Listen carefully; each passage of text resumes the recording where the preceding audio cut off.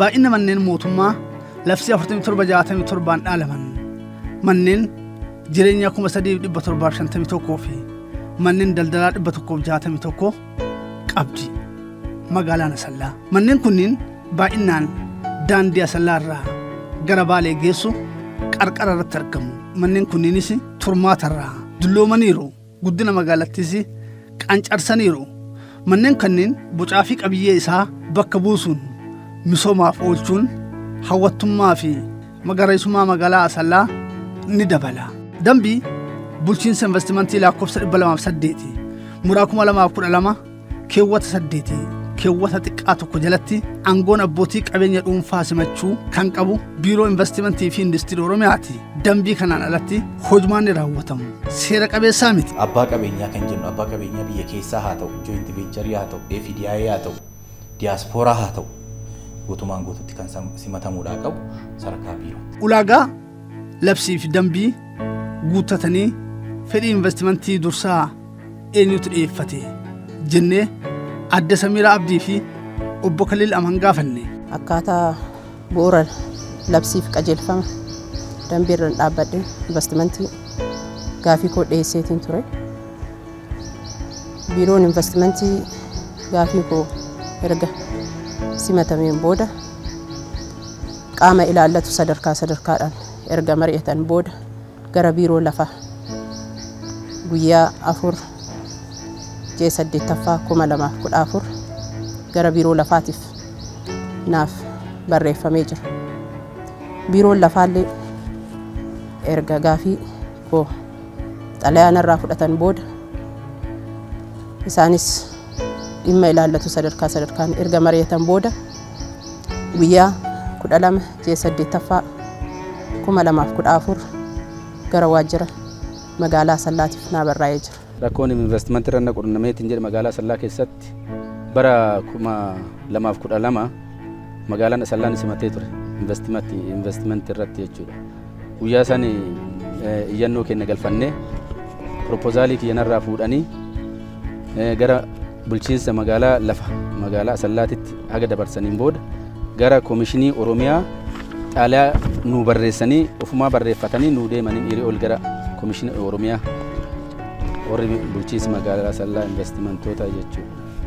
Isaan booda nu onnaan keenya gaafiin lafa nu gaafanne kun gasni deebi'aa boordiin Oromiyaa waan hin teenneef boordiin haga deebi'u eeggadhaa nuun jedha obsaan eeggataa baane waggaa tokkorra darbe.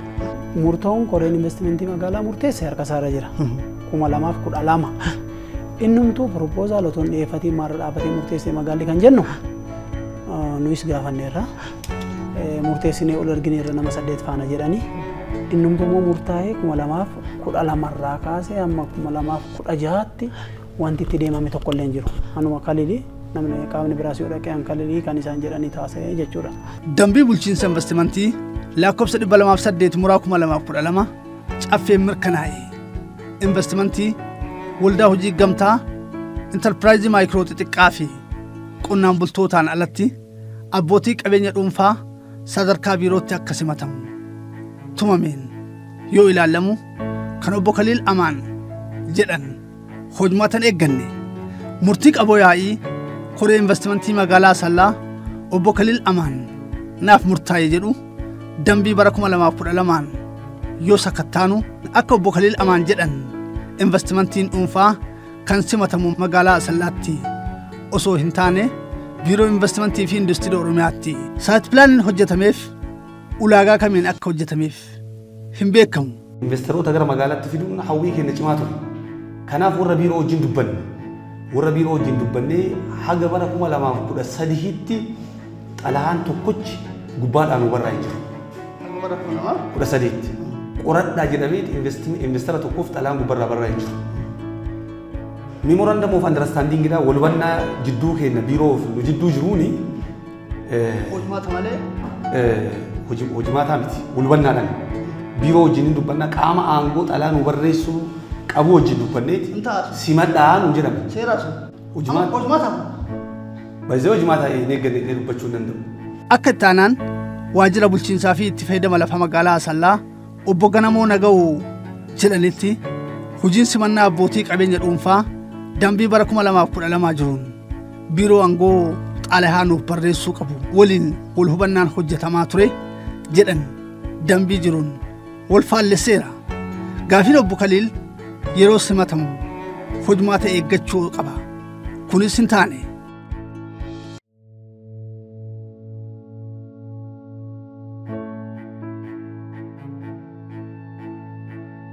Dambii 208 2012 kutaa 4 keewwata 19 keewwata xiqqaa 6tti piroojeektiin investimentii investara biyya keessaatiin dhiyaatan sadarkaa komishinii yookiin biiroo investimentiif industirii ammaatti simatamanii boordiidhaan murtii argatan kan dureeyyii dhuunfaati.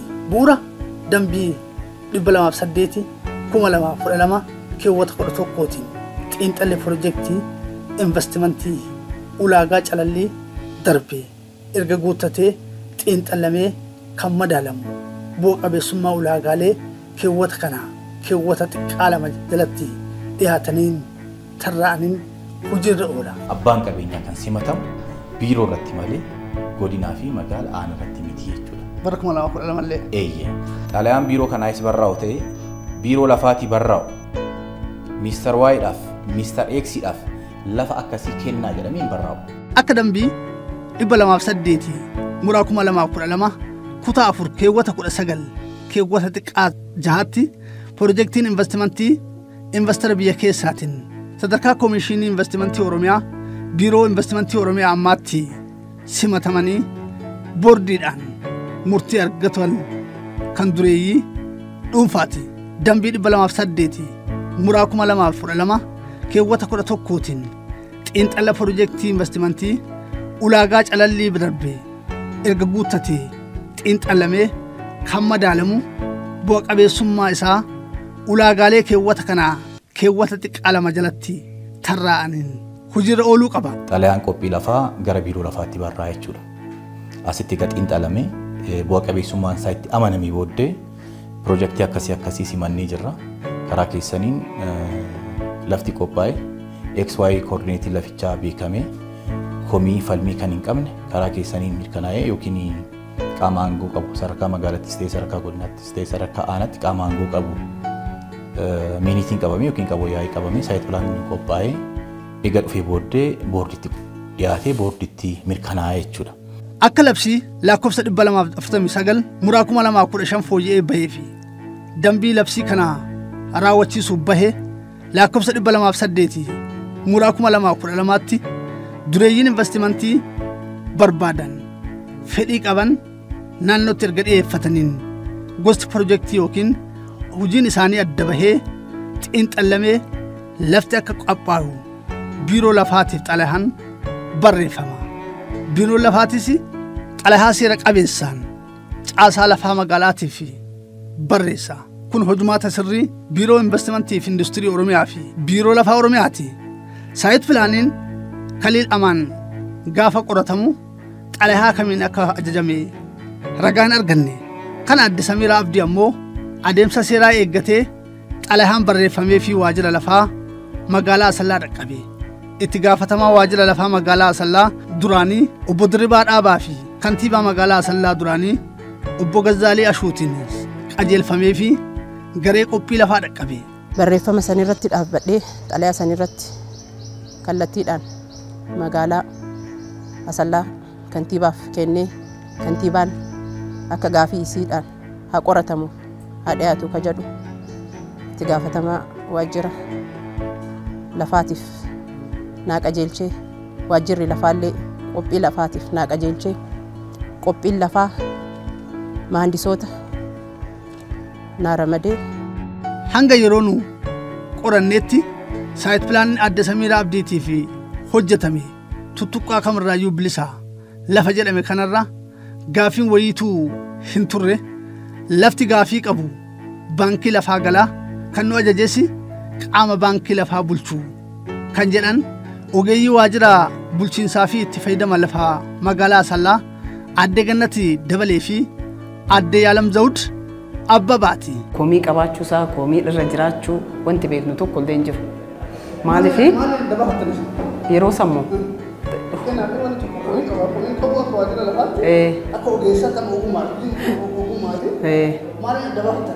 akka humtuu irra hin jirre beekna yeroo sanitti. Maaliif saayitii san tanaan dura qoratamee baankiin gallee baankii keessa hin jiru kan nu ergellee baankii ka galchu waan ta'eef hin beeka. Iddoo sun qoratamee yoo baankii galee nu ergu iddoo sanitti. Maaliif hin beeka inni illee nu wajjin bahee ilaala yookaan nu dursee ilaala jechuudha iddoo san. Iddoon baankii galu kun hin beekama. Iddoon nama tokko qoratame irra deebi'ee akka hin qoratamne hin beeka waan ta'eef inni nu erge nu ilaala. Meetiraan laalleetuma shallaqnee homaan agarreessa yeroo sanitti. Dhibba shan. Qophiin lafaa lafti kun bilisaa akka ta'e tuttuqqaarraa bilisaa akka ta'e beekee mahandisoota naa ramadee jira. Hojjetamee isaa ta'uu isaa beeka. Achi booda waan ta'ees gaafannaan dhumarratti nama biraatiif addaan qooduu qabnaa lafa kanaa kaaree 800 naan jedhanii nama mormaa turan.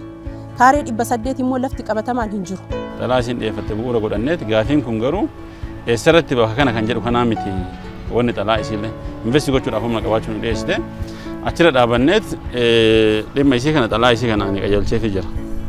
Kan qajeelcheef lafa kanan jedhu bakka kanan jedhu yaadaan isiin gaafiin abbaa dhimmaa kennu kun ilaallamee akkaataa qajeelfamaatiin saayitiin qophaa'ee dhiyaatu kan jedhu qajeelchuuf hin yaadadha.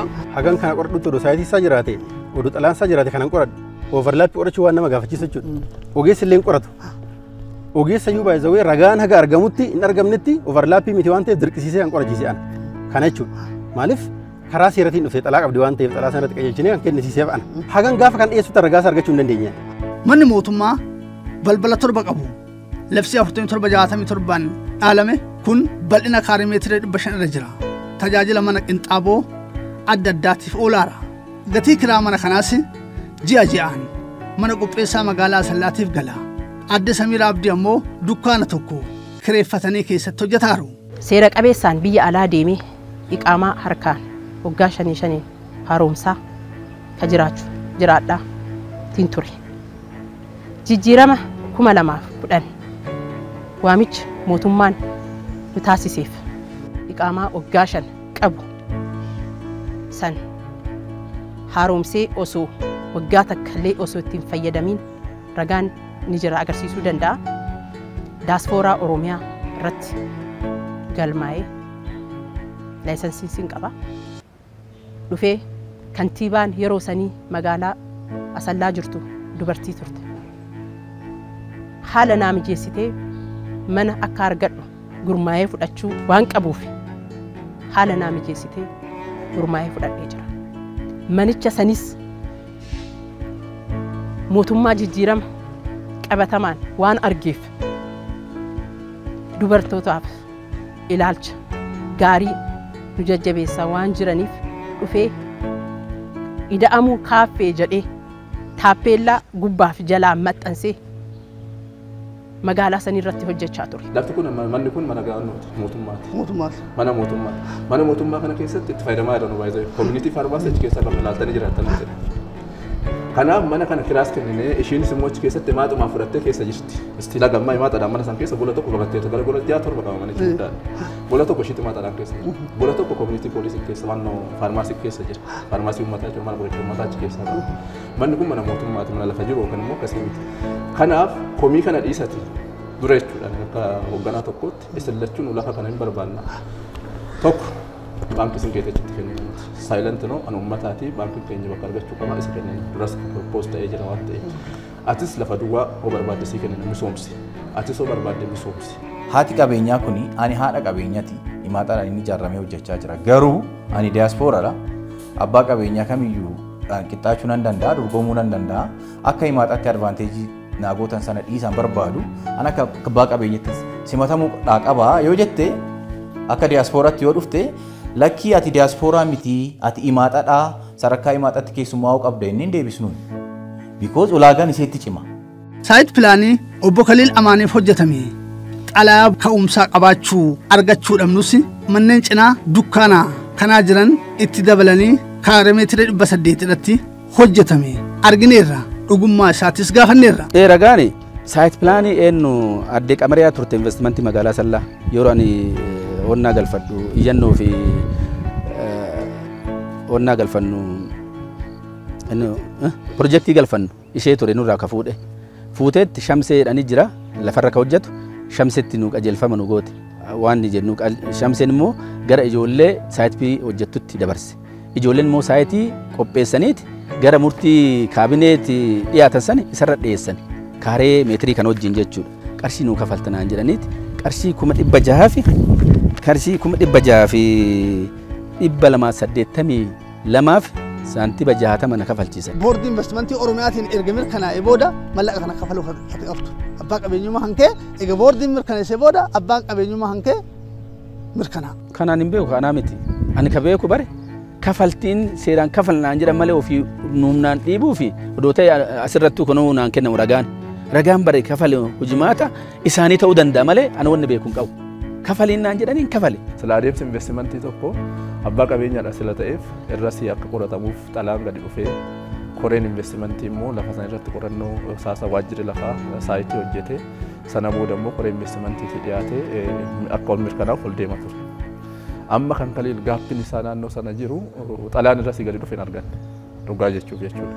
Xalaan irrasii gadi dhufe hin arganne garuu immoo karaa qaxxaamuraatiin nama kanaaf asii ol ergameera beenyallee kafalee jira kan jiru immoo nagahee baatee deema.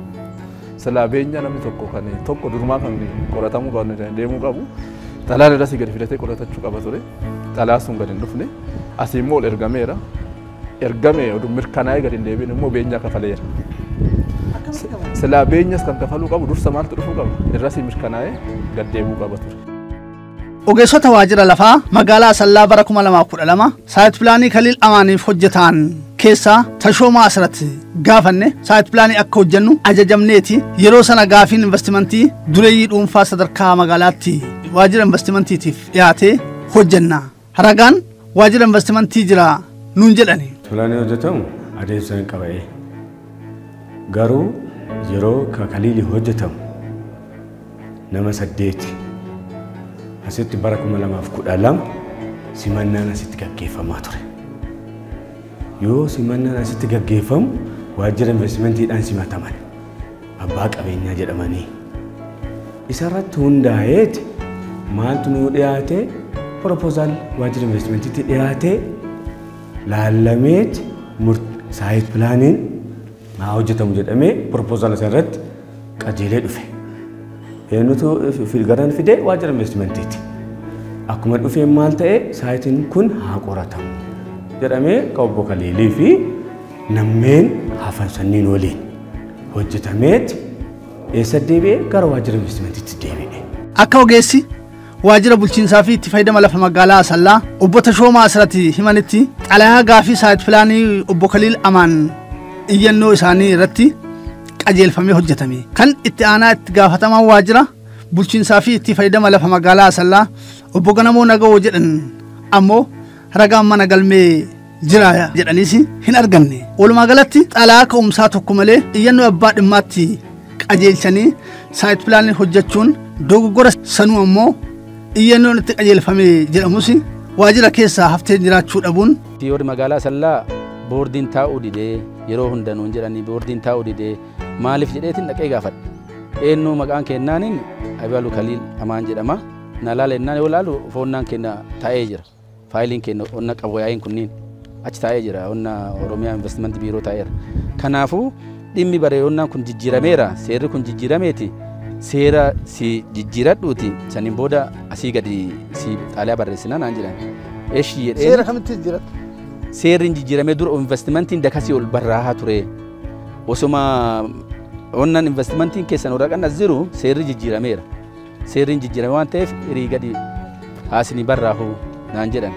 Jennaaniin waraqaa kana investimentii biiroon na barreesseeti gadi gara Asallaatti ergadhe. Gara biiroo lafaatti si barreesse. Biiroo lafaa achumaatti nu barreessan achi immoo fuunee gara Asallaa geesse. Yeroo Asallaa geesseetiin jedhu wanni isaan danqaniif isaantu beeka. OBN qorannoo gaggeesseen lafa jedhame kanarratti saayit pilaaniin hojjechuu fi labsii dambii fi qajeelfama daddabarsa lafti investimentii ittiin daddarbu kan eenyuttu sirriidha jechuun xiinxallineerra warra dubbiin dhaqqabdus gaafanneerra. Abbaan qabeenya dhuunfaa saayit pilaaniin eeyyama investimentii eeyyamamuu fi sadarkaa komishinii investimentiitti simatamee komishinii investimentii biiroo lafaa lafti akka qophaa'uuf xalaadhaan beeksisee biiroo lafaa gara magaalaatti yookiin gara godinaatti yookiin aanaatti qajeelcha. Ulaagaa kanaan kan saayit pilaaniin nama qoratame seera qabeessaa jedhamuu danda'u. Saayit pilaaniin kaliilii kana eeggateera kana keessa darbeera. Kaliilii kasii kaase dhimmicha isaa jechaadha. Koreen investimentiin dura ture dhimma kana ilaalee qoratee dabarseef kan jedhu kan amantaa hin qabu. Seera isin ilaaltanii? Ila amantaa hin qabu dhiyeeffate namichi kun mirga guutuu qaba. Anillee komii qaba kan jedhu dhufeera. Rakkoo namaa hiikuudhaaf dubbii furuudhaaf wal bira qabnee teessine ilaalle akkamaa goonu. Odoo komii kana ila sii galee namni kun yoo dogongorellee amma kana nu yeroo baay'ee abbaan rakkoolee hoggansuma numa bar. Abbaan dhimmaa keenya yeroo dogongora hin jennu. Dogongoraan waan kana murteessee abbaa dhimmaatti murteessan jennu. Gaaffii gaggeessummaa yookaan hoggansa keessatti uumame kana kan hiikuu ni dandeenye odoo walitti finnee tasgabbeessinee karaa nagaatiin hiikne kan jedhu kana komii minimaayiz gochuudhaaf yaalleerra qaamni olii dhufellee murtee nu murteessine kana sirri kan jedhu kana akseepti godhee deema. Eenyu sirrii sin jedhu? Eenyu sirrii sin jedhu? Biiroon. Murtee nu murteessine maal si fakkaate? Biiroon kun? Ila koreen kilaastara magaalaa irraa. Kun nagalee dhufanii qoratanii? Dhufanii qoratanii. Murtiin keessan sirriidha. Murtiin kenna maali? Murtiin kenna isaanii addaan qooduu odoo hin taane isaan lachuyyuu kennamuun qabaatu lafti bilisa ta'e isaan lachuuf bakka biraatti haa qoratamu kan jedhu kana murtee kana murteessine faayinaalii waan ta'eef jechaadha. Kanaaf walii galee addaan ba'an. Laftaa qophaa'u biiroo investimentii irraas biiroo keenya irraas laftaa qophaa'uu fi lafti qophaa'ee fi koreetii murtaa'ee dhufuudha. Inni kun deemameera. Kan ammoo kan ajaje kantiibaadha. Kantiibaan duraan ture lafti haa qophaa'uu fi hoogganaa waajjira lafaa geessee dugdarratti galagalchee lafa qopheessanii akka dhiyeessanii lafa qopheessanii manaajimentiin ilaalan lafa erganii fi sanaa booda kaabinee magaalaatu murteessa. Amma rakkoon kaabinee magaalaa jala. Magaalichi sun yookaan koreen investimentii achi wanta kana simachuudhaaf aangoo qabamu hin qabu. Wanta jedhu kafaltii isaan kafale jedhan kunis immoo eenyuuf kafalanii maaliif kafalanii akkamitti kafalanii kan jedhu qulqulleessaatii nu deebisaa jennee xalaa barreessine. Kanaaf deebii nu hin deebisu. Kan isaanis komii isaanii simanneerra kanaafis xalaa barreessineerra. Kanaaf komii kanarratti nu deebisuu hin dandeenyes hin barbaannes. Misooma magaalaatiif asallaatiif oolchifatan maallaqa kii kana kan odoo oolfatan osoo kun hundi jiru nama biraati immoo overlaappii hojjetaniiti akka haarawaatitti ana kana odoo saayitii dookumentii kana hunda qabu keessaa na baasaniiti nama imaaxaa gurmaa'ee taa'u isaa kennuuf haga ammaa kun lafarra na harkisaniiti wanni isaan barreessan mul'atu asii argitanii jirtan. Akka itti qoratamee fi maaltu qoratee akkamii qoratamee qorana dura ture qoratee miti sii kaasa jiraabe. Isin duuba deebitanii ragaa riifar godhuu qabdan. Riifar gooneerra. Riifar goonee jennu qoratamee ergamee fi namichi kun naa murtaa'ee ragaa dhiyeeffata. Seera qabeessa. Seera qabeessaan qoratamee fi seera guutee qoratamee. Aga yeroo sanitti wanni ilaalle qabuu isaanii murtaa'uun isaa jira. Lafa murtaa'e tokko irratti. Qabuu qoratanii fi nama murteessee jiru danda'u. Lafa murtaa'e isin jedhaa hin jiru. Namichi kun naa murtaa'e jedhe mallaqa illee kafale. Mallaqa immoo mootummaa irraa fudhate. Mootummaan immoo fudhatee misoomaaf oolcheera mallaqa isaa. Namichi kun illee deemee komataa jira. Akka ragaaleen barreeffamaa arganne eeranitti adde Samiira Abdii eebla 4 bara 2014 biiroo investimentii fi industirii Oromiyaa xalayaa biiroo lafaa Oromiyaaf barreesse bu'uureffachuun eebla 12 bara 2014 guyyoota 8 booda biiroon lafaa gara waajjira lafaa magaalaa Asallaatti barreessee fi bu'uureffachuun saayit pilaaniin hojjetame ulaagaa seeraa eeggateera. Ragaa obbo Kaliil Amaan ammoo bara 2012 saayit pilaaniin hojjetamee fi waajjira mootummaa keessa hin jirre Kaliiltu durseen adeemsaan osoo hin taane dubbii afaaniiti. OBNs yaadota kanneen irraa ka'uun hojmaanni keessan akkam jechuun warra dubbiin ilaallatu gaafateera. 2012 kafale kuma 600 kafale risiitii baatee deema malee kaawwanti mana qopheessaa irratti. Xalahaatti galchan jiru. Mana galmee mana qopheessaa keessaayis waajjira lafaa keessaayis waajjira investimentii keessaayis qoranneerra ragaa tokko argachuu hin dandeenye ogeessota keessaa hunda gaafanneerra. Nagahee sarkatti argeen alatti kaawwanti mana qopheessaa irratti kana galcheera inni baatee deemee kuma tuunni alatti xalayaan jira maaliin jira laala. Ilma biyyaa mana mootummaa labsii 47 dhaalame sanitti kafalee jira. Nagahee itti qabaa jedha. Ilma beenyaa kafaluudhaaf dura maaltu barbaachisa ulaagaan qabaatu. Tilmaama beenyaa itti kaffaleera kalil jedhani sanattis kaffaluu danda'a sanaa alas kaffaluu danda'a. Lafti sun otoo isaan ta'in otoo hin bariin lafa kanatti kaffaluu hin qabu isa kana achitti illee itti kaasneerra itti siimneerra. Lafti investimentii wal makaa mixed use building gaafatame falmii kaase kun kaarimeetirii 500 hin caalu an abbaa mirgaa dursa gaafadheedha. Seeraan ilaalanii abbaa dhugaatiif murteessuu osoo qaban seera cabsanii nama hojumaatti seeraa hin eegneen adda qoodamtu jechuun jaarsummaa taa'aa turreen komii adda Samiiraati. Akka adda Samiiraan jedhanitti lafti jaarsummaan adda isaanii qoonnaa jedhaman kaarimeetirii 800 bakka lamatti hirattu jedhaman gosa pirojektii isaan dhiyeeffatanii gadi sunuu lafa hin jirreedha. Istaandaardiin miksidiiziin isa xiqqaan 500 hanga 1500 ani immoo isa xiqqaa san gaafadhe. Isaan immoo 400 iyyuu kasii kennanaan jedhan istaandaardii isa xiqqaa gadi.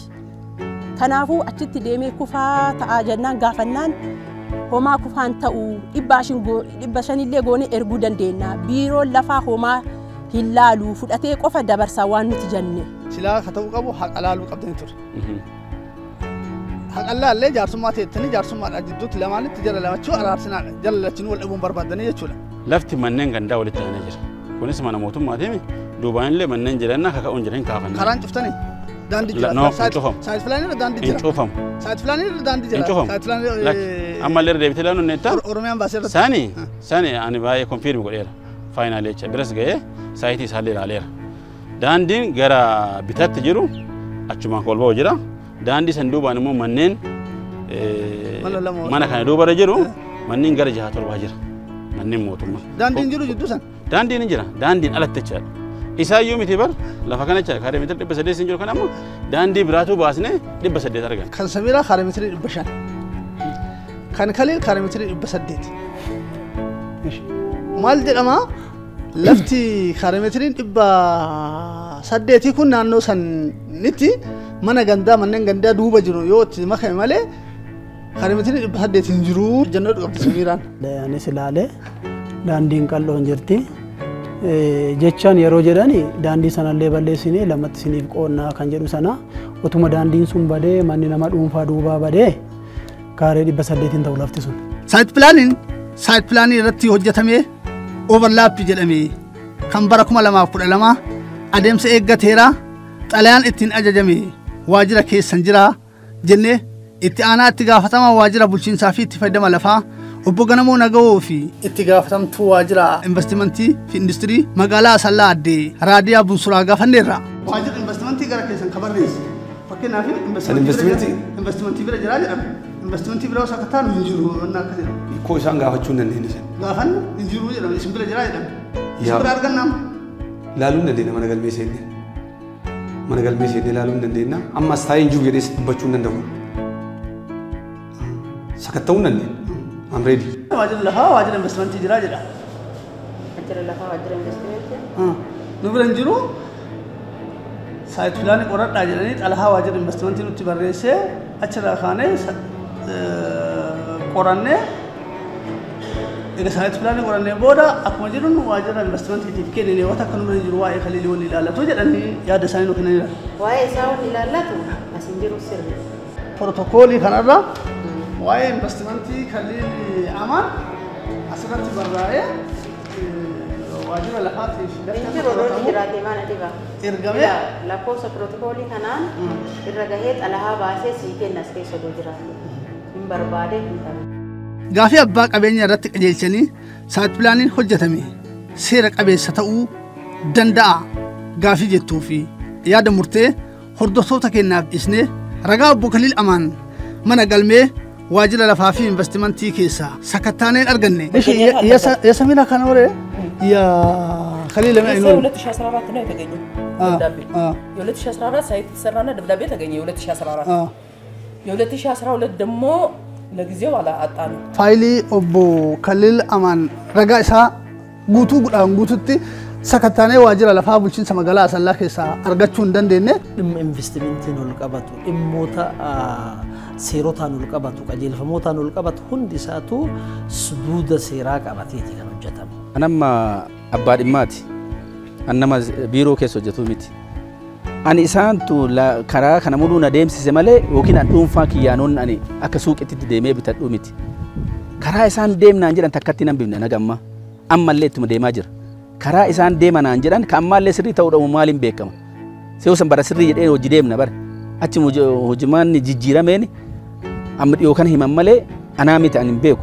Isaan yookiin warri biiroo isaanii karaa nu qajeelcheeti nu deemsallee ani maaliif irras hin barreeffanne eenyu na dhooga. Namni na dhoogu hin jiru bara anillee Oromoodha. Anillee Oromoo biyyaati namnummaan na dhoogu takka illee hin jiru. Seera mootummaa uummata hundaa baase ana wanna deeggessuuf hin jiru. Wanna irras gadi ani hin barreeffanneef hin jiru. Isaan karaa kanaan deemnaa jedhanii nu mul'isanii karaa kana nuun deeman. Uummanni illee xumurate uummanni na hojiin deeme nama 8 kanneen hunduu hojii galaniira. Anammoo danqaa akkamitti abbaa imaaxaa wajjin jabanaa warra imaaxaa hojjetu wajjin warra gurmaa'ee taa'e wajjin wannummaa isaan na dorgomsisan ammallee isaan illee itti irra deebi'ee gaafadhu dhugama isiin abbaa qabeenyaati moo eenyuuf dorgomti amma namni na wajjin dorgomu bare nama amma na mormu kana osoo hin ta'in nama biraati kan mormu abbaa qabeenyi biraati kana mormu abbaa qabeenyi sanii immoo dhaxxanii yookiin baankii irra ilaaltanii yookiin baankii sunuu hin jiru adeemsi jalqaba irraa ka'ee waan beennuuf namni magaalaa hol beeka beektanii eenyu humna qaba eenyu humna hin qabne hol beeka beektanii dhaqamee haalaallamu mirgi isiillee sarbuun barbaadan haa yoo misoomte magaalaan ana bichaa misooma magaalaa misooma barbaadu ana bichaa miti. Hoggansa biiroo aangoo xalaa barreessuu qabu waliin wal hubannaan waan hojjetamee fi kan namoota 8 obbo Kaliil Amaan waliin saayit pilaanii hojjetame qaboo yaa'ii koree investimentii magaalaa Asallaa biiroof erge jedhan hojmaata kan eeggatee miti. Ani kanan jechaa jiru hojmaanis kan jedhu amma kan obbo Kaliil yookiin atileet Kaliil kan ka'u kan 2012 kan 2014 yoo qabeen ilaaluu barbaadan. Kan 2012 biiroo kanatti hin xiinxalamneedha. Faayilii isaatis biiroo kana hin jirudha. Simannaan kan gaggeeffame magaalaa Asallaatti. Magaalli Asallaa simateetu saayit pilaanii qopheesseetu qaboo yaa'ii qabatee ol ergeedha. Kun sirrii mitiidha kanan jechaa jiru. Ka biiroon lafaa obbo Kadir illee gaafatan Samiiraan guyyaa 12 ji'a 8ffaa bara 2014 gaafatte sanirratti dhaabbadhaa fi qoradhaa jedhan sanirratti dhaabbatanii naa qoratamee jiran dogongora lammaffaa ta'a malee naa qoratamee jira lafti maqaa kootiin saayitiin lafa sanirratti naa qoratamee jira ka Kaliil Amaan immoo hin qoratamneef hin qajeelfamneef kiyya ulaagaa fixatee jira waajjiruma magaalaa Asallaa keessa sadarkaadhaan jiru hundarratti xumuramee jira. Miseensa koree fi itti gaafatamaa waajjira lafaa yeroo sanaa obbo Dirribaa Dhaabaa saayit pilaaniin kun qoratamee hanga koree sanaaf dhiyaatutti bakka jedhame kana irratti saayit pilaaniin hojjetamuu ragaa agarsiisu tokkollee waajjira keessaa hin arganne waltajjimaa koree sana irratti lafti kun nama biraatiif hojjetame murtii qaba yaanni jedhu dhiyaate. Qoratames hin qoratamnes kan jedhu ragaatu mirkaneessa waan ta'eef ragaa barbaanne waajjira ragaa atileet Kaliil ragaa waajjira argachuu dadhabne san booda xalayaan ishiin fidde karaa seera qabeessadii waan ta'eef xalayaa ishiin qajeelchine jechuudha akka qoratamuuf hin qajeelchine akka qoratamuuf taasifame jechuudha. Lafuma amma inni isaaf qoratame jedhameetoo haasa'amu kanarratti ishiidhaaf akka qoratamu taasifame jechuudha. Maaliif bara 2014 keessa hojiidhaan waan itti fayyadamaa jirtuuf hojii maaxatiin gurmuufteetti fayyadamaa jirti. Kanaaf nama keessa jiruuf immoo durtiin kennamaan jajjabaata yoo gaafate kanaaf haa qoratamuuf bifa jedhuun itti amannee akka waajjiraatti akka qoratamuuf taasisan jirra. Gizee hundaa irra deddeebi'eetiin gaafadha. Sii dhumaa, sii xumuramaa odoo naan jedhan nama mucayyoo Samiiraa jedhan overlaappii irra hojjechiisaniiti. Isii fi wanna akkana waan nu ajajaniif isii fi dhimma kana irra jirra lafa biraa sii kennu naan jedhan. Lafa biraa sii haa qorannu naan jedhan maaliif qorattani? Afaanumaan nu gaggeessan lakki maaliif ani honnaa hin qaba saayit pilaanii hin qaba overlaappii isirratti anarra odoo jiru akkamitti kiyya irratti hojjettanii jedheen overlaappii kunoo anna warra hojjetaa keessanii akkamitti overlaappii anarratti hojjettan jedheen kanan beennu mee lafa biraa si haa qorannu naan jedhan rakkoo qabna nu. Amma eenyu dura gaafate lafa kana? Samiira moo Kaliil? Akka qaboo yaada jirutti Kaliil 2012. Kan beenyallee itti gaafale Kaliil nu bara 2012. Kan seera qabatee immoo xalayaa irratti gadi fidee gaafate Saamira. sin xalaan dubbattanii qajeelfama raawwattanii waan gubbaa irraa isin dhufu hojiirra oolchitanii jechuudha.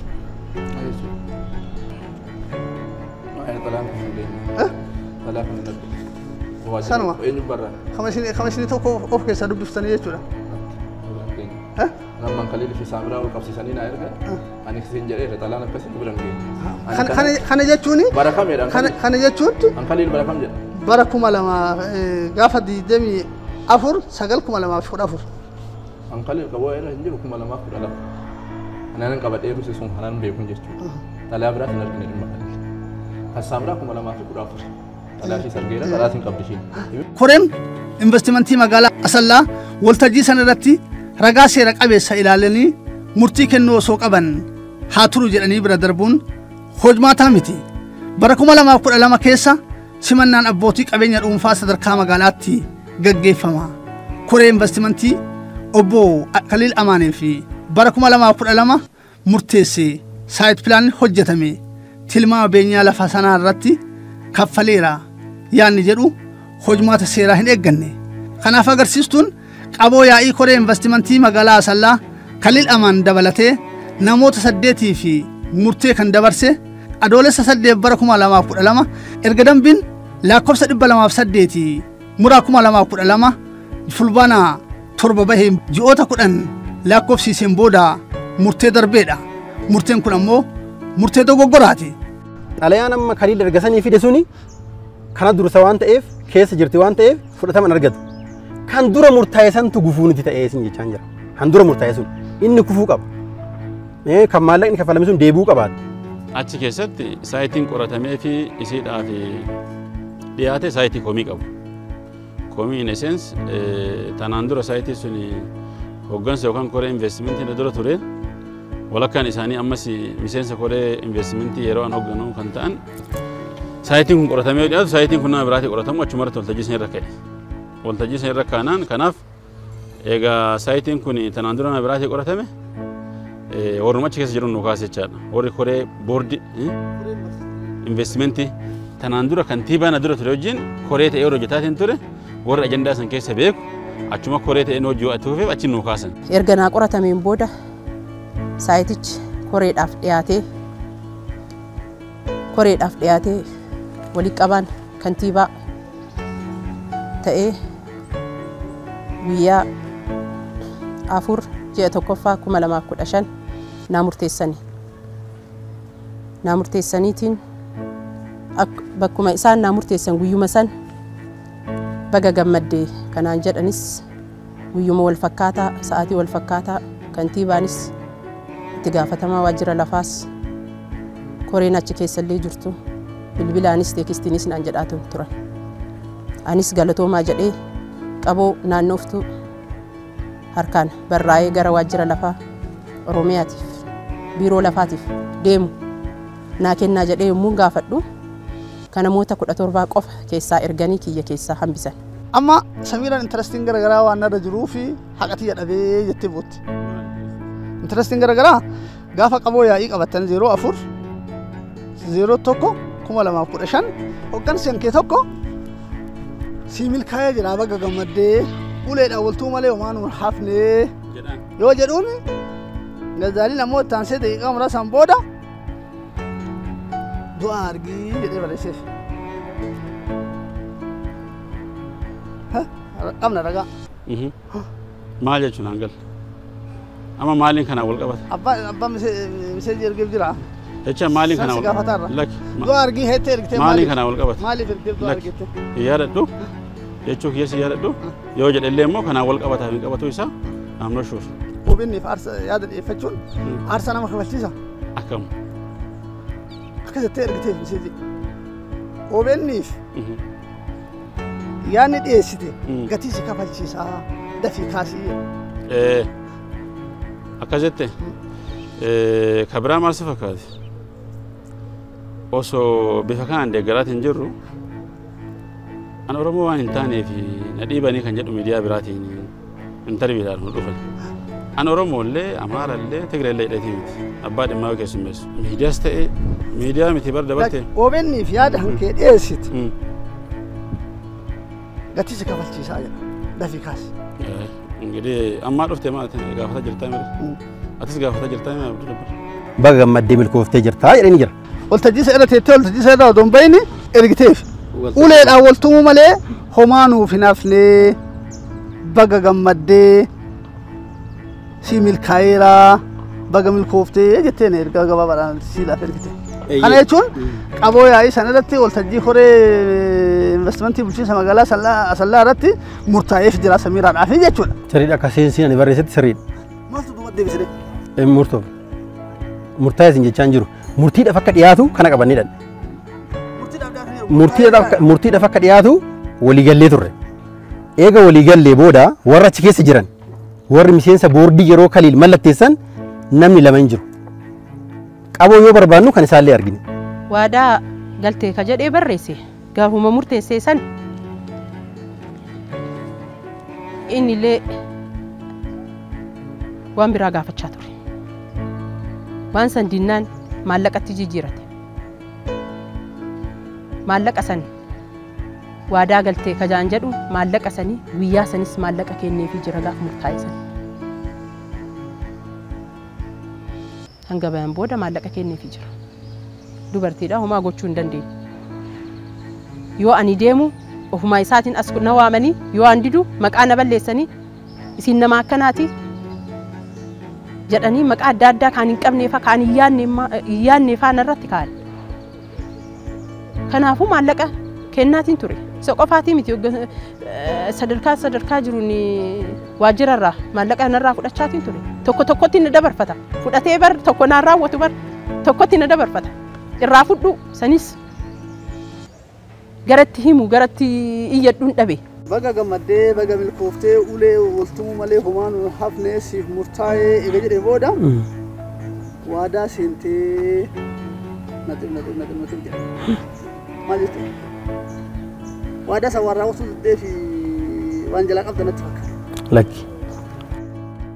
Karaa seerarra dhufte karaa seeratiin dhiyeessinee fi waadaa odoo akkaataa namni dhuunfaan jedhuuni aangoo kiyya bichaadha doonani waan akkas gochuu danda'u ta'e gaarii ture. Dudubaa dhaabaatimi? Kun keeti moo keeti? Ani jechuun dhimma biraan hin qabdu jettiin kun.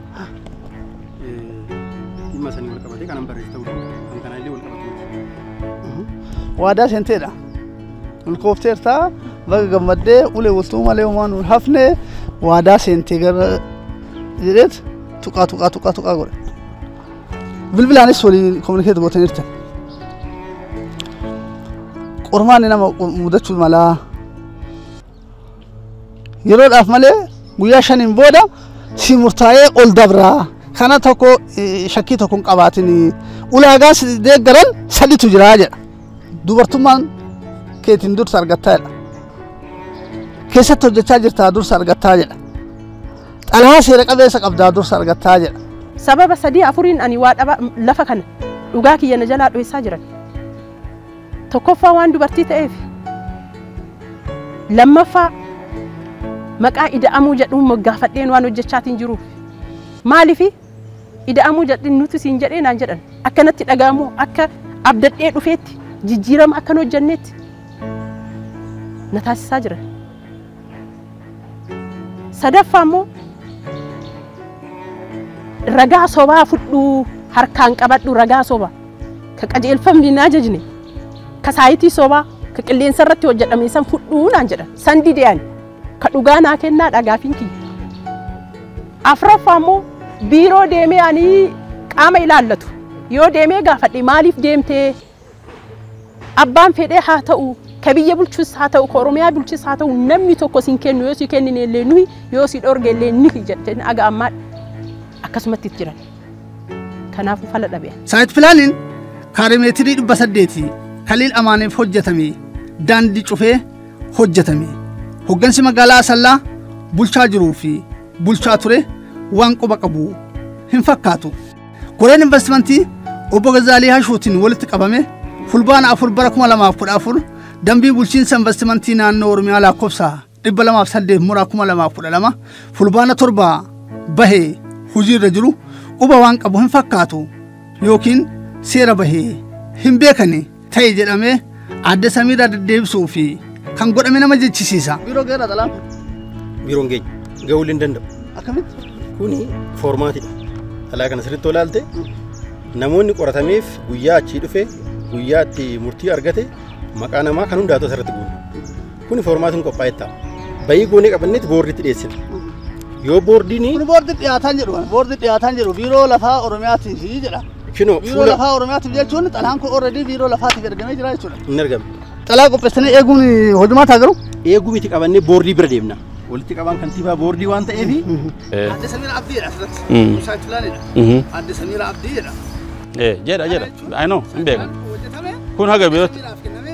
Amma maal ture adeemsa tanaan dura ture akkana qopheessinee dhiyeessina noo dogongora akka ta'e illee irra walii galamee tarkaanfii fudhannee because saayitiin kun qophaa'u erga koree investimentii irra walii galee murteessee booda qophaa'ee mallattoo kennaan attaash ta'ee jechaadha qaboo kennaan attaash ta'eeti qaama dhimmi ilaaluuf ergama. Koreen biiroo lafaa Oromiyaa, biiroo investimentii fi industirii Oromiyaa fi kilaastara misooma magaalaa Oromiyaa obbo Mulugeetaan walitti qabaa ta'aniin durfamu komii gaafii investimentii kana qorannoo gaggeessan jedhamee fi xalayaa qorannoo koree kanaa kan obbo Mulugeetaan walitti qaban yaada murtee fi deebii koree kanaa hin arganne. Miseensota koree kanaa kan turan keessaa dursaan garee qophii lafaa fi dhimma beenyaa biiroo lafaa Oromiyaa obbo Balaa Geetaachoo dubbisneerra. Amma achitti walitti fidani.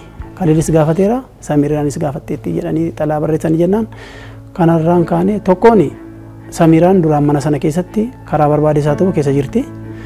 Lammaffaan akka dubartii tokkootti dubartii taatee biyyaan baa turtee dhuftee biyya keenya keessaa galu jedhee mootummaatu galchee sadaffaa immoo guyyaa takkas haa ta'u guyyaa lama dursiiti waan ta'eef haa kennamuufi jennee sadarkaa magaalaa irrattis walii mari'annee sadarkaa biiroo irrattis gabaasaa qopheessinee Mulugeetaaf kennine xalayaa kenniifi jennee kennee hin kennine hin beeknu guyyaa sana xalayaan hin kennamne. Naan deebisne gaafannaani qooyee arrabooruu si ilaallaa dhimma laallatuutu jira naan jedhee obbo Mulugeetaan nu dhorgaa jira ture. Biiroo lafaaf investimentii dhaqnaan immoo nuti waan arganne waan dhugaa irratti dhaabbannee ulaagaa nama guuttateef dursa gaafate irratti dhaabbannee murtii dabarsinee jirra. Isa san immoo Mulugeetaa irraa argachuu dandeetta. Qaboo yaa'ii dabalatee xalayaan waajjira lafaa magaalaa Asallaa fi waajjira bulchiinsa magaalaa Asallaa barreessan. Yeroo sakattaanu adde Samiiraan hojumaata eeganii gaafataniiru obbo Kaliil Amaan adeemsa seeraa hin eegne jedhamus abbaa dhugaaf laficha kennuu fi qophaa'ummaa waan qaban hin fakkaatu. Gaafii ta'e ishiinis gaafatte innis gaafate. Baankii siinqee maaliin kennitanii isin gaafatee baankii siinqee nu kennaa? Nu gaafateera lafa. Nu gaafateera. Iddoo nama nuti isaaf kennine inni qopheeffanne bakka sana. Maaliif lafti kun koomis qaba dhuunfaadhaafis kennine akka waan nu baankii siinqeetiin kennan dhaabbata mootummaati. Isaanis immoo lafa duwwaa barbaadan hoteela barbaadan ta'e maal barbaadan ta'e waa gaafata. Egaa lafa barbaadan bakka barbaadan kennu aangoo qabaatanii lafa namaaf kennuuf hin dandeenye jara kanaaf. Eenyudha? Jara kanaaf. Walii galuu hin dandeenye komii jira. Achi keessa hojimaan badaan baay'een isaa jira. Eenyu wal kumachiisa? Eenyu wal kumachiisa? Ani abbaa warra yeroo san qoratee fi anjara lamaanii qorate sun wal kumachiiseera. Isin rakkoo kanaaf furtaniif tokko bakka san kan dhattaniif. Furmaanni godhee lafa biraa bakka isinii buusa sillachiifu. Atis Kaliil barbaade baafadhu bakka biraa atis Saamraa asis gaafadhu meeti hin jajjabeessina dubartiidha. Himaaxaan jennullee haa dhiisnu himaaxaadhaan keessa jirti. Mee himaaxuma keetillee amma nu himaaxaadhaan lafa gaafachuu hin dandeessu sun hin jennu lafa duwwaa hammanallee bakka isin buusin hambeenyallee isin kafalchiifu sii kennina. Haa baay'ee wanni tokko jira zeera salamaan jettu. Kaliili gosaan naadata. Jagas. Intaadha gosuma. Waan akkasii ani asallaadhaan akkasan godhaan akkasiidhaan kanaan naadata. Ishiin durbummaadhaan dhiibamee siin jetti dubartummaadha. Wal falmii Kaliiliif Samiidhaa wanni jedhamu kun hin ka'a. Wal falmii kan eenyutu uume jechuu dandeenya? Magaalaa dhume ka. Magaalaa dhume fakkeenyaaf yoo kaasne lafti kun amma sila bakka kana jechuu hin dandeenyu nuti. Waliigala xalaa barreessine. Amma garuu koordineetii amma jiru kanaatiin lafti kun bakka kanaa jechuu dandeenya. Lafti kun eenyuuf qoratamteeti Samiiraaf qoratamteeti. Bakka ishee murteessuu dandeenya jechuudha amma kanaaf. Achiin deebitee yeroo lammaffaa laaltu immoo asuma faayila kana keessa yeroo laaltu Kaliiliifis lafti kun qoratameera. Amma lafti kun overlaappii jechuu dandeessa. Guyyaa abbaa dhimmaa sadiinuu deddeebi'ee narraa fuudhuu dinnaan mana poostaa deemee qarshii 375 kallattiidhaan akka biiroo kantiibaa naa ga'u galchee waajjira kantiibaa akka naa ga'u galchee isaan harkaan qabatanii warri poostaa waajjira kantiibaa naa geessan. Akka bulchiinsa gaarii waajjira keessan qabu keessattuu bulchiinsa magaalaa Asallaa qabu keessa Samiiraan koomishinii dhiyeeffataa turte. Koomishinii xalahaa isiin fidatti irraa fudhamuun didame xalahaan mana poostaatti xalaa isiin fida. Jadi waajjira lafaa waajjira investimentii waajjira kantiibaa. Itti gaafatamaa waajjira kantiibaa bira ta'e I don't know. Ana bira garuu Saamiraan dhimma ishiitiif namni akka ishee ani keessummeessu hin jiru. Yeroo hunda guyyaa wiixata roobii jimaata komiin qabdi hin dhufti waan ishee irraa huna kallattii nutti hima diana bira haala mijeessuutti kennanii yoo ta'e filiira naa goote I don't know gaafa nan hin jirre. Qaboo yaa'ii koree investimentii magaalaa Asallaa gaafa guyyaa 4/2015 gaafiin aadde Samiiraa Abdii ajandaa ta'ee dhiyaatus bara 2012 Kaliil Amaaniif saayit pilaaniin hojjetameera. Komii qabaa baankii lafaa haa turu jedhame lafti kun baankii lafaa hin galle. Lafa kanarratti dhorka baasanii jiru. Dhorka mana murteetti baasanii magaalichatti fidanii jiru, biiroo lafaattis fidanii jiru. Dhorka kanarratti deebii isaan deebisanii fi keessattuu biiroon lafaa immoo deebii inni biiroodha deebise gonkumaa waliin argu. Waajjira lafaa. Gaafa fulbaana 4/2015 saayit pilaanii lafa komii sababa ta'e kanarratti gaafa aadde Samiiraadhaaf qabatanii koreen investimentii ilaalu obbo yookaan atileet Kaliil Amaan kun bara 2012 lafti koree investimentii magaalichaatiin akka yaadni murtee qabatameef akka komii kaasanetti sababa kanaa hoolda akka godhame xalaa barreessan kana. Mana murteetti deebiin deebi'e garuu faayila kan hin qabne homaa kan hin beekne lafa kanarrattis dhorka baasuudhaaf mirga kan hin qabne ta'uusaa fi sababa kanaatiif dhorkii mana murteetti isaan himatan kun akka ka'u deebii kan deebisan hanga qulqullaa'utti argaa barbaachisaa ta'e guuttatanus hanga qulqullaa'utti komii waan ka'eef jedha. Soon beeku jechuudha. Akka agam wanti kun bu'uura seeraa akka hin qabne kan bara 2012 kun hin beeku jechuudha.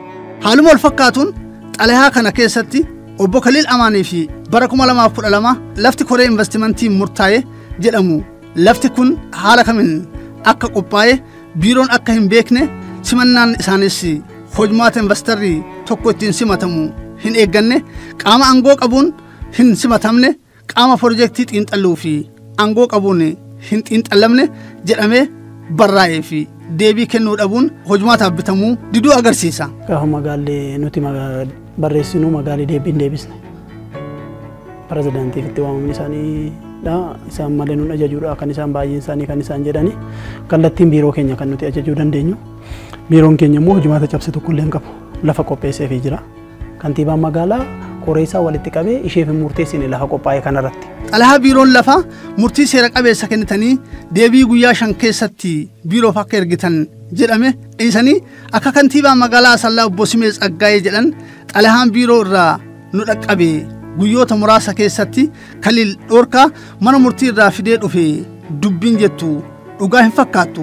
Sababni isaatis obbo Kaliil Amaan dhorkaa mana murtii kan baase ji'a tokkoon booda caamsaa 28 bara 2016 xalayaa mallattoo hoogganaa itti aanaa biiroo lafaa Oromiyaa qabu yaada ogeessaati akka isaan jedhan yaada ekspertii jechuun yaada obbo Balaay biiroon aangoo kantiibaa kaasuu fi dhiisuu waan hin qabneef ajaja fudhatuu fi qophaa'ummaa hin qaban jedhan kan agarsiisudha. Ogeessi ka barreesse kan Kaliil sirrii miti ka micattii adeemsa eeggateera waan ta'eef fala kennaafidha.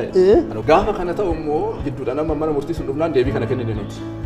Inni hojjennaaf jennee gaafa kaan inni mana murtii nutti fidu mana murtii sana ofirraa deebisuu qabnaa mire deebii amma tarkaa qabu kana deebinee mana murtiitiif Kaliil dhorgaan irratti baasu mirga hin qabu jennee maaliif lafa kanarraa aangoo homaatu hin qabu adeemsa inni gaafatee investimentii ittiin dhufe seera mataa isaan eegganne kanarra dhaabannee irraa wannenne gaafa nu kaanu manni murtii immoo maal fide bariisaa san kun argiteerta dhorgaa mana murtii fide achi daareetti itti gaafatamaa waajjira lafaati bilbilee Hadiir jira. Ji'a tokkoon booda jechuudha. Ji'a tokko miti lafa. Ji'a tokko gaafa 29 8 gaafa 29 9 ji'a tokkoon booda Orkaas ni baase kan jedhu.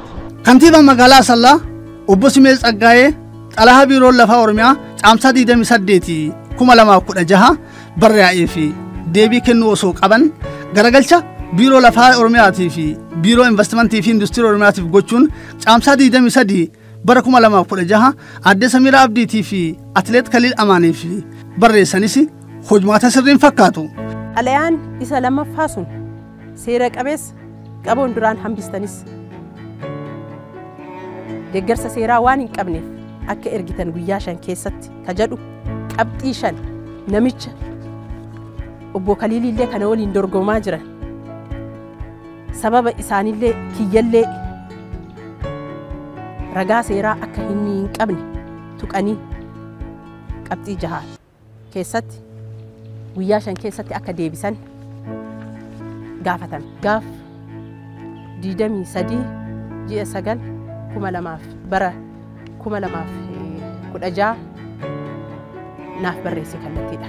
Anaaf malee biiroof hin deebisne. Xalayaa kan inni fan barreesse biiroo lafa Oromiyaatti fan barreesse. Maal jedhee adeemsi Kaliil kana baneessa akkana akka. Kan Saamiraa immoo adeemsa ishii eeggattee dhuftee as geessee jirti. Jarri lachuu abbaan mirgaa irraan qaba waan ta'eef hanga dhimma kana gadi fageenyaan qorannee murtee bira irra geenyutti lafti baankii lafaa keessaa turuu dhee ganuu deebisee xalayaan barreesse kana irra dhaabatee jechuudha. Xalayaan barreesse kana irra dhaabatee biiroon lafaa guyyaa 7 ji'a 9ffaa keessaa kan barreessee amma ganuu deebisee jechuudha fala kennina inni. Haa dhaabatu lafti eessaa turu Kaliilis adeemsa seeraan eegganne waan ta'eef mirga irraan qabu lafa kanatti mana kanatti. Saamiraanis ol ergamee asittoonni mirkanaa'eef hin jiru waan ta'eef har'atti mirga kalmana eessatti mirga hin qabu ol hin ergamne waan ta'eef. Deebisanii? Daafisan gaafa deebisnu irra deebi'amee akka ilaalamu godhe hoogganaan ofiisaatti qabatee biiroo lafa. Gaafa duraa kan barreesse wannoodha ogeessa seeraa waajjira. Kan adeemsi Kaliil kufaadha waan ta'eef kan Saamiraa adeemsa eeggattee dhufte waan ta'eef kan ishii guyyaa 5 keessatti deebii kennaa fedhaa jedhee gadeerti. Gaafa kana dhaga'u jarri kun lamaan baay'ee waan isin beekuu qabdanii wal hordofu. Kaliil fi Saamiraan.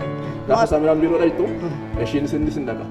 Gaafa ishiin xalayaa san gadi fidattee dhuftu inni immoo dorgama nama ofitti irraa fide. Xalayaa akkanumaan barreessite kee du'eera wanti du'e.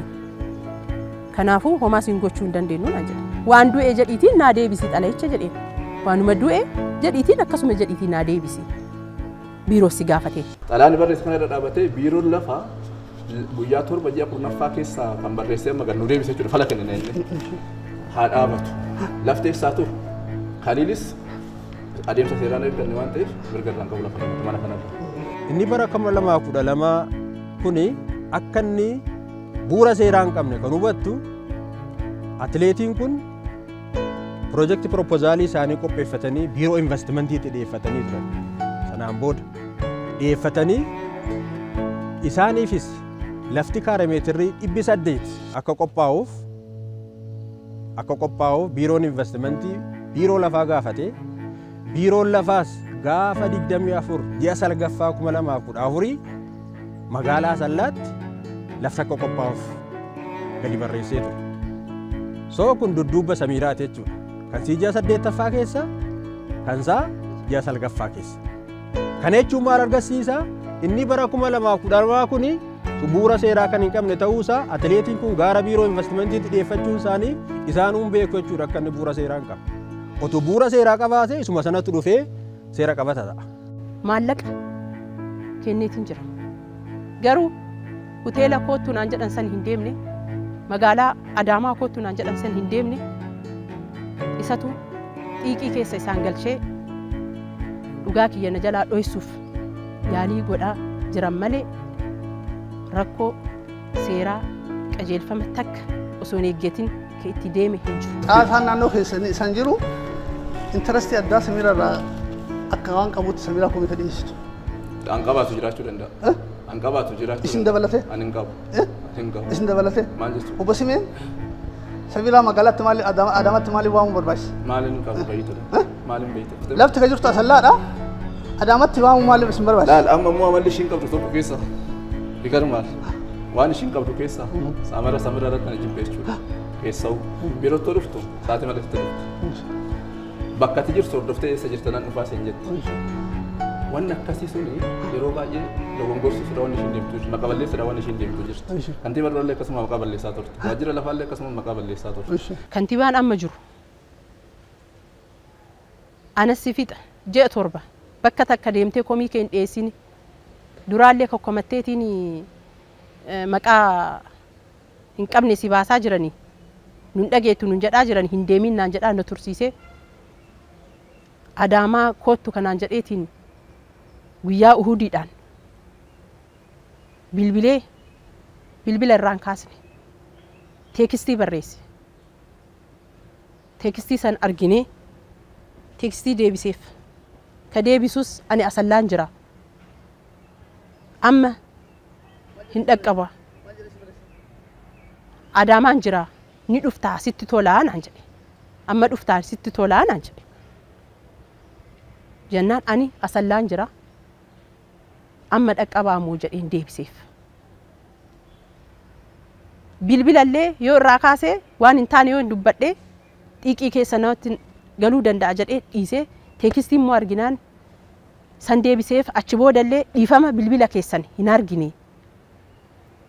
jedhee deebiseen inni immoo maal naan jedhe amma sa'aatiin deemee jira moo naan jedhe jedheen achumaan bilbilallee hin bilbillee teekstillee hin barreessine biirootti deebi'ee biiroo deemee gaafannaani maalaan yoo si waamu hin dhuftuu naan jedhan yoo si waamu maaf hin dhufne qaccannoo tajaajee naan jedhe.